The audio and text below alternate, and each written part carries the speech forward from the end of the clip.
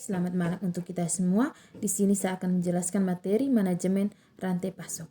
Sebelumnya perkenalkan nama lengkap saya Katarinius Tumao dengan NIM 1902200128. Saya dari kelas manajemen 5C Universitas Merdeka Malang. Bab pertama, supply chain.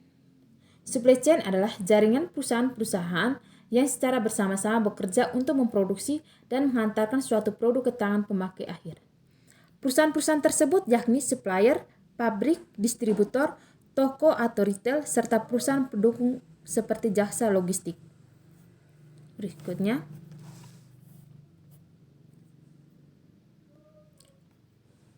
ada 3 macam hal yang harus dikelola dalam supply chain.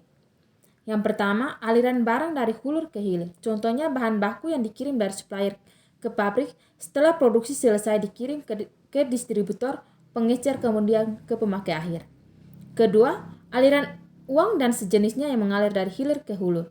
Ketiga, aliran informasi yang bisa terjadi dari hulu ke hilir ataupun sebaliknya. Berikutnya, supply chain dalam perspektif operasi dan pemasaran. Yang pertama, supply chain adalah jaringan fisik, yakni perusahaan-perusahaan yang terlibat dalam memasukkan bahan baku, memproduksi barang maupun mengirimnya ke pemakai akhir. Kedua, pendekatan ditekankan dalam SCM adalah terintegrasi dalam semangat kolaborasi. Yang ketiga, supply chain manajemen tidak hanya berorientasi pada urusan internal, melainkan juga eksternal perusahaan yang menyangkut hubungan dengan perusahaan-perusahaan partner. Berikutnya, keempat, perusahaan yang berada dalam supply chain pada intinya memuaskan konsumen dengan bekerja sama, membuat produk yang murah, mengirim tepat waktu dan dengan kualitas yang bagus. Yang kelima, persaingan yang terjadi sekarang bukanlah perusahaan suatu dengan perusahaan yang lain, tetapi lebih tepat dikatakan supply chain dengan satu supply chain yang lain. Yang keenam, semangat kolaborasi dan koordinasi antara perusahaan dalam supply chain harus diutamakan, tetapi tidak mengorbankan kepentingan setiap individu. Yang kedelapan, idealnya hubungan perusahaan antar supply chain adalah jangka panjang sehingga terciptanya kepercayaan dan efisiensi. Berikutnya, bab 2 SCM. SCM adalah salah satu bagian dari sistem informasi yang digunakan untuk memenuhi kebutuhan dari customer, terutama pada bagian bisnis yang berhubungan dengan manufaktur, retail, maupun grosir.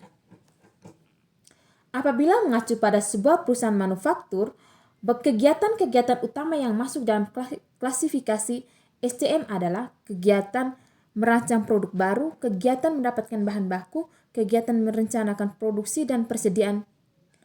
Keempat, kegiatan melakukan produksi. Kelima, kegiatan melakukan pengiriman. Detail cakupan SCM. Bagian pertama, pengembangan produk. Pertama, menghasilkan sebuah rancangan produk bisa memakan waktu dan biaya yang sangat besar. Padahal di sisi lain, perusahaan dituntut untuk bisa menghasilkan rancangan dalam waktu yang cepat dan biaya yang murah. Yang kedua, dalam rencana perusahaan harus mempertimbangkan beberapa hal. Yang pertama, aspirasi atau keinginan pelanggan, oleh karena itu dibutuhkan riset pasar yang memadai.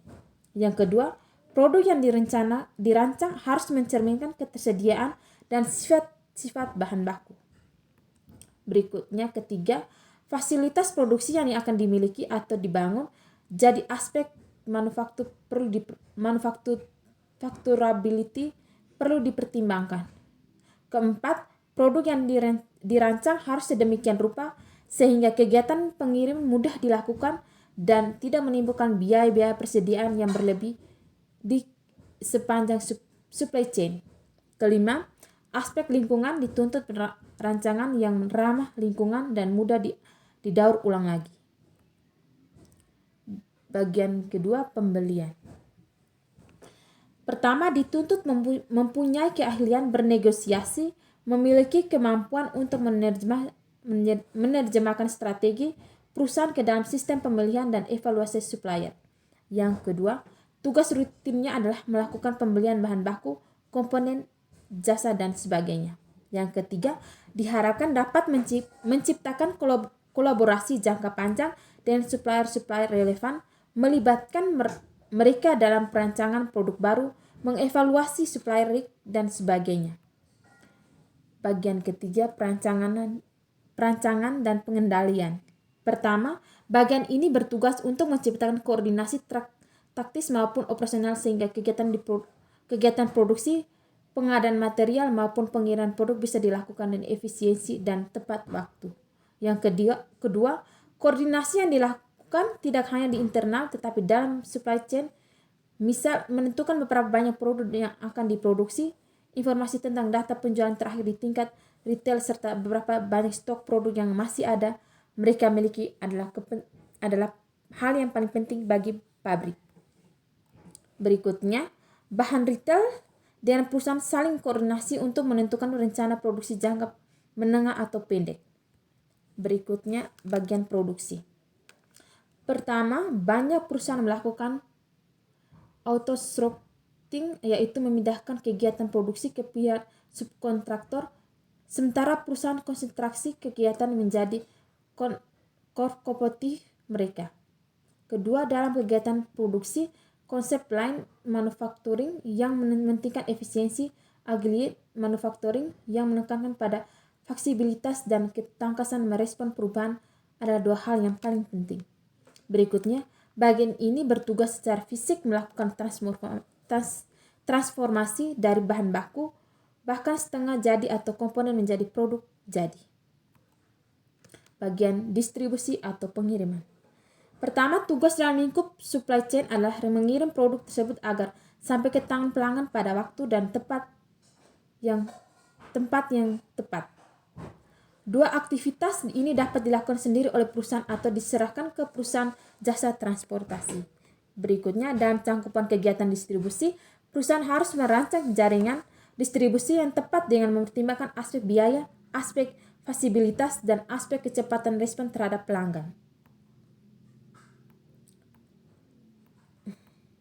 Berikutnya, tantangan dalam mengelola supply chain.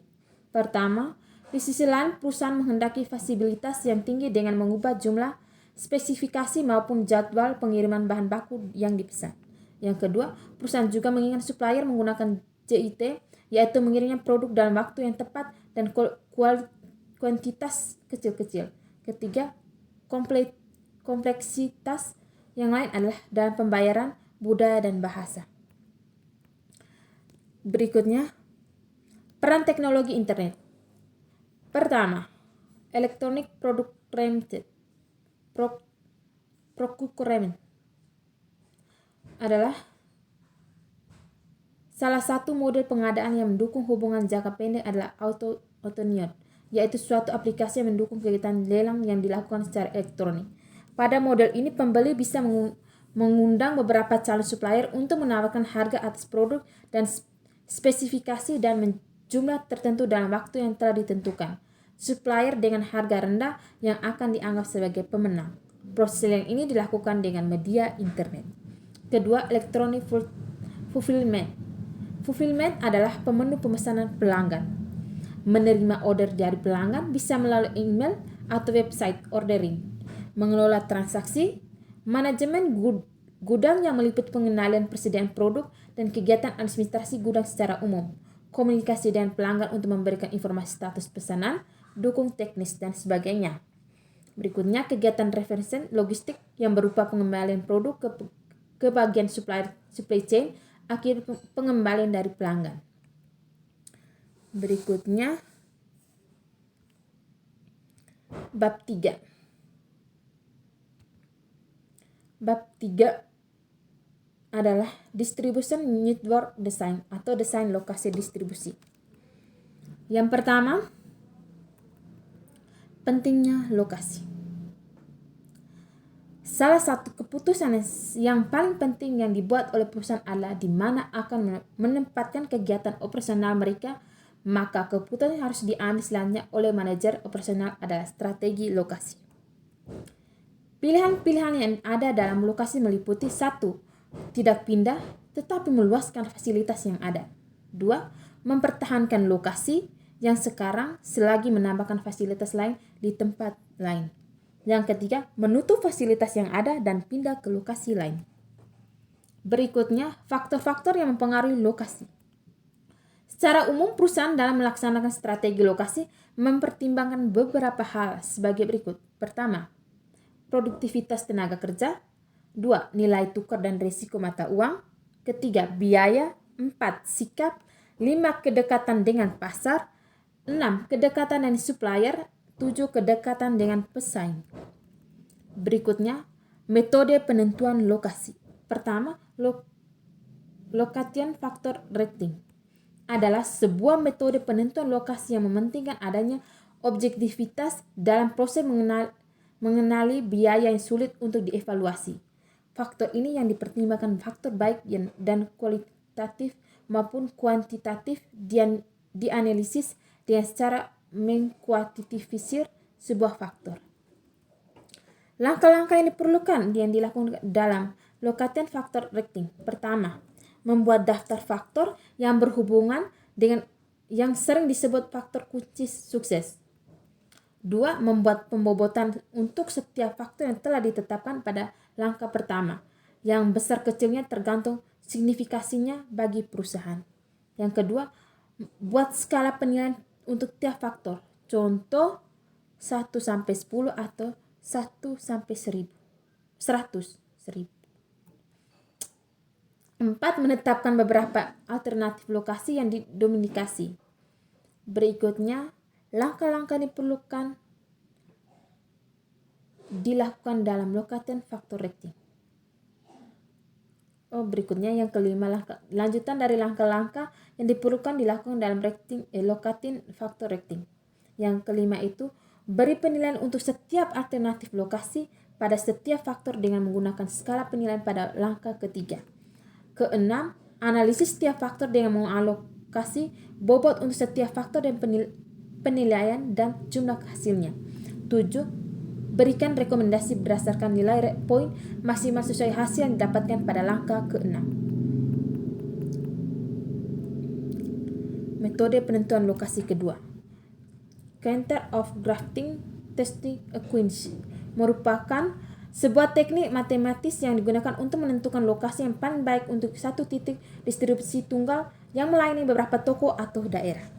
Metode ini memperhitungkan jarak lokasi pasar, jumlah barang yang dikirim, dan biaya pengiriman. Langkah-langkah menggunakan Center of Gravity Techniques. 1. Tetapkan jumlah barang yang dikirim dari lokasi ke gudang distribusi yang akan dicari lokasinya tiap periode tertentu. 2. Buka peta, tentukan suatu tempat sebagai titik origin.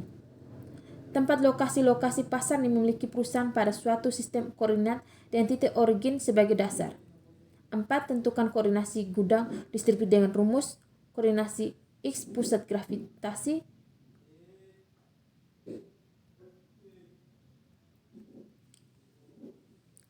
Sekian, terima kasih.